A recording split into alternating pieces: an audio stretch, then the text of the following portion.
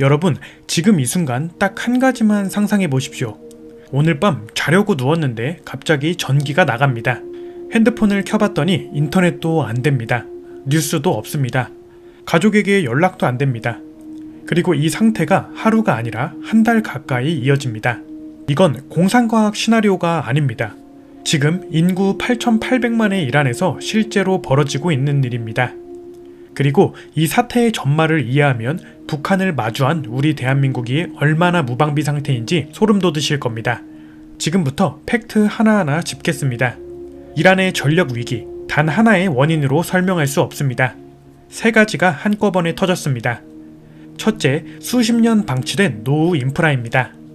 2024년부터 이미 이란 전역에서 반복적인 정전이 이어졌고 마수드 페제시키안 대통령이 직접 국민 앞에 나와 사과까지 했습니다.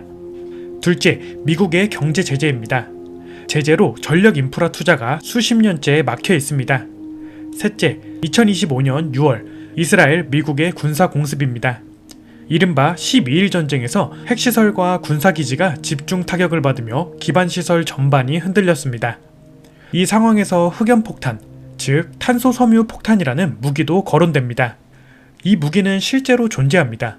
미군이 1991년 걸프전에서 이라크 전력망 80%를 1999년 유고슬라비아에서 70%를 일시 마비시키는데 실제 사용했습니다. 원리는 이렇습니다. 머리카락보다 얇은 탄소실을 수백만 가닥 살포하면 고압 송전선에 달라붙어 대규모 합선을 일으킵니다. 발전소 자체는 건드리지 않고 전력 공급망만 마비시키는 방식입니다. 다만 이 무기가 이번 이란 공격에 실제로 사용됐는지는 현재까지 공식 확인이 없습니다. 군사 전문 매체들이 가능성이 있다는 수준으로 보도하고 있습니다. 왜 이란은 이 지경이 됐을까요?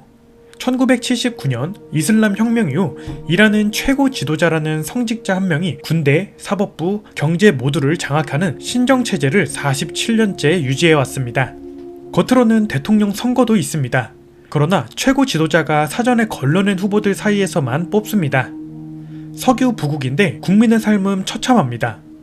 2025년 이란 리와라 가치 사상 최저 붕괴, 청년 실업률 25% 이상, 2024-2025년 사이 소비자 물가 연 40% 이상 급등. 이런 상황에서 석유로 벌어들인 돈은 어디로 갔을까요?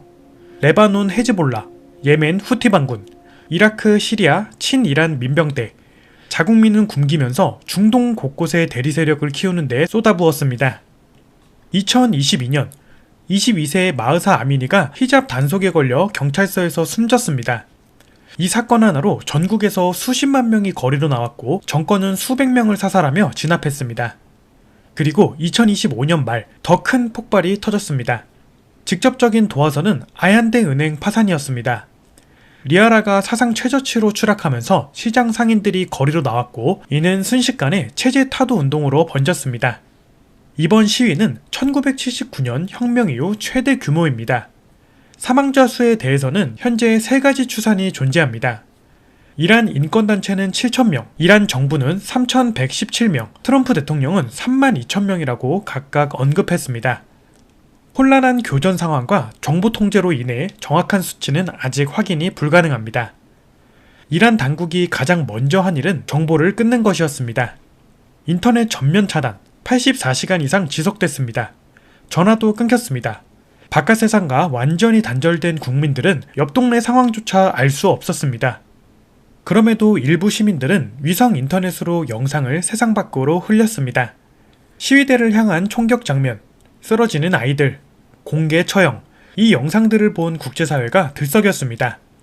독재자가 가장 두려워하는 것, 세상의 시선이 쏟아지기 시작한 겁니다. 2026년 2월 28일, 미국과 이스라엘이 이란 전역을 공습했습니다. 최고 지도자 하메네이를 비롯한 이란 수뇌부 다수가 이 공습으로 사망했습니다. 이란은 쿠웨이트, UAE, 바레인, 카타르, 사우디아라비아에 있는 미군 기지와 주변 시설을 향해 수백 대의 드론과 탄도미사일을 발사하며 반격했습니다. 이란이 쿠웨이트 기반 시설을 표적으로 삼았다는 보도도 있으나 담수화 시설 피해 규모는 아직 확인 중입니다. 그 결과 그동안 중립을 지키던 사우디, UAE, 오만, 카타르까지 전면 이반했습니다. 호르무즈 해협 봉쇄, 세계 석유 물동량 20%가 지나는 이 길이 막히자 유가가 즉각 급등하고 아시아 증시가 출렁였습니다. 현재 미국은 협상 시한을 수차례 연장하며 전쟁과 외교 사이를 오가고 있습니다. 우라늄 농축 금지, 미사일 능력 제한, 해협 재개방, 이 세 가지가 미국의 핵심 요구입니다. 이 사태가 우리와 무관한 남의 나라 이야기일까요?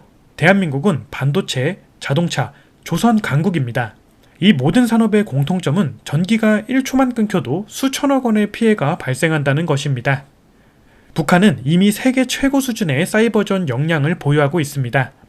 해킹 부대만 수천 명 규모로 추정되며 전 세계 은행과 기업을 상대로 수십억 달러를 탈취해온 전력이 있습니다.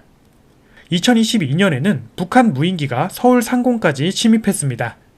이란에서 쓰인 것과 같은 방식의 인프라 공격이 우리에게 가해진다면 우리의 대비태세는 충분합니까? 탱크와 전투기만이 국방이 아닙니다. 발전소를 지키고 송정망을 지키고 사이버 공격을 막는 것이 바로 21세기의 진짜 국방입니다. 역사는 반복해서 증명합니다. 공포만으로 국민을 영원히 지배한 정권은 없었습니다. 47년이든 70년이든 시간 문제일 뿐입니다. 이란의 8,800만 국민이 어둠 속에서도 자유를 외치고 있습니다. 그리고 우리에게는 스스로 물어야 할 질문이 남아 있습니다. 총성 없는 인프라 전쟁 시대, 우리 대한민국의 안보는 충분히 준비되어 있습니까? 오늘 영상이 도움이 되셨다면 좋아요와 구독 부탁드립니다. 시청해주셔서 감사합니다.